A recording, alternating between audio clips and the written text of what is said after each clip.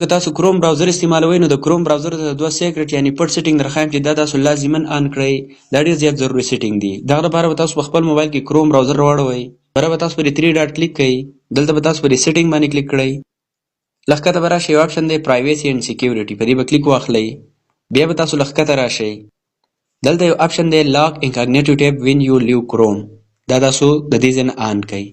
د سکرین لاک چې څه کوډ یا به ورکوئ تاسو سره به دا آن شي. اوس د دې فایده به دا وي کله چې تاسو په کروم براوزر کې په انکاګنیټو موډ کې څه هم سرچ کوئ او تاسو بیا د کروم براوزر نه واپس لاړ شئ نو دا به اټومیټیک لاک کېږي، یعنې که بل څوک ستاسو کروم براوزر راواړوي او انکاګنیټو موډ پکې راوړوي نو هغه سره به کار نه کوي، نه به اوپن کېږي. دویم سیټینګ د دې سره لاندې وګورئ سیف براوزینګ، په دې آپشن به کلیک واخلئ. که دا تاسو سره د سټینډرډ پروټیکشن کې وي یا نو پروټیکشن نو تاسو په دې اولني باندې کلیک واخلئ، انهانس پروټیکشن ته به یې کوئ. اوس که تاسو ډاونلوډ کوئ یا تاسو ویب سایټ دا وزټ کوئ نو ګوګل به ستاسو پروټیکشن کې حفاظت وکړي چې خراب یعنی کم چې خطرناک ویب سایټ وي یا داسې څیز چې هغه ستاسو موبایل لپاره نقصان ده دا وي ډیټا کلیټ کوي نو هغه به ستاسو موبایل ته نه ډاونلوډ کېږي او دغه شانتې هغې نه به ستاسو پروټیکشن کېږي. همدغه شانتې مزید ویډیوز دپاره اکاونټ اوس نه فالو کړئ. ډېره زیاته مننه.